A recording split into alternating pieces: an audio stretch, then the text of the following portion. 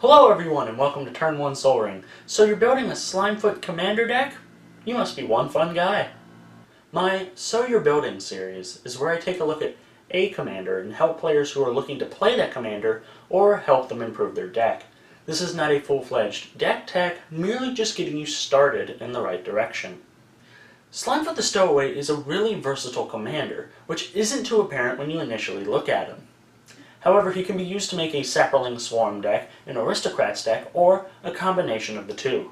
I will be covering pieces for all three in this video. Looking at the Sapperling side of things, creating life with this deck is going to be rather easy, as a Sapperling theme has existed in Magic for years, with cards that deal with spore counters. Elvish Farmer is one of these cards, letting us take spore counters off of him to make Sapperlings and turning our Sapperlings into life gain, also triggering Slimefoot's ability.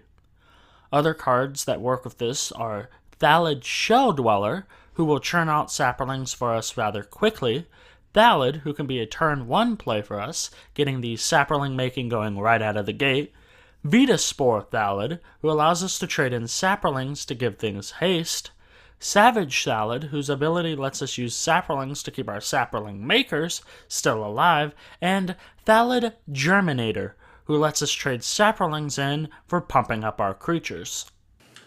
Two other cards that are good for this deck are Druidic Satchel, which is one of the most versatile cards I've ever seen, giving us Sapperlings, life gain, and ramp, and Necrogenesis, which helps us shut down graveyard decks and make Sapperlings. Two other cards to throw in here are Doubling Season and Parallel Lives. I realize both are not budget options, but Doubling Season works very well with our Thallids, and having it and Parallel Lives as token doublers is really nice. Something that Slimefoot combos well with is Sacrifice Outlets. Regardless of what we do with our Sacrifice Outlets, Slimefoot will be constantly draining our opponents and replenishing our life. That being said, we want said outlets to give us something. Skullclamp and Thallid Soothsayer are pieces that would give us card draw. Michaeloff is a great card for us that lets us trade in Sapperlings to get a very buff creature that will immediately start producing double the Sapperlings that we lost the previous turn. My favorite sacrifice outlet is Ashnod's Altar, mainly because of a combo I found as I was making this video.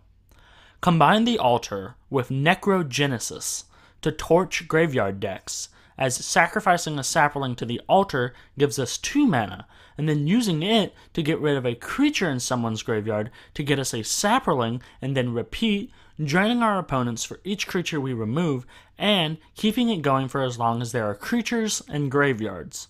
In the late game, this could be deadly. Our sacrifice outlets are nice, and getting them going with Slimefoot's draining ability is going to be some very nice combo work. But what if we had abilities that went off when we sacrificed? Introducing Blood Artist, Dictate of Erebos, Butcher of Malakir, Falconwrath Noble, and Mazarek.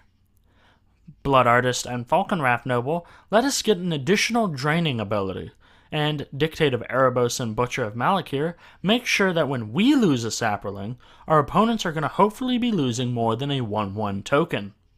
Mazarek's +1/+1 counters are going to matter on creatures that aren't Sapperlings, and sacrificing a bunch of Sapperlings to buff our fungi and vampires is definitely going to make our opponents pay. An infinite combo that does well in this deck is Life and Limb and Spore Mound. Life and Limb triggers Spore Mound, making a Sapperling that is immediately also a forest, triggering Spore Mound again and again until the end of time. This combo will go on forever and ever until you stop it. That means if you don't have a card that can stop this combo, then the game will never progress. It will end in a forced tie, so when making this deck, remember to pack a Nature's Claim and a Naturalize, just in case. You can never be too careful. And that was So You're Building for Slimefoot. Remember to like the video, subscribe down below, and remember to hit that bell so that way you know when the next Turn 1 Sol Ring video comes out. If you want to see more of me, head on over to twitch.tv/Turn1SolRing streams, where I stream Magic Arena every Saturday and Sunday from 1 p.m. to 3 p.m. Eastern Standard Time. Have a good one.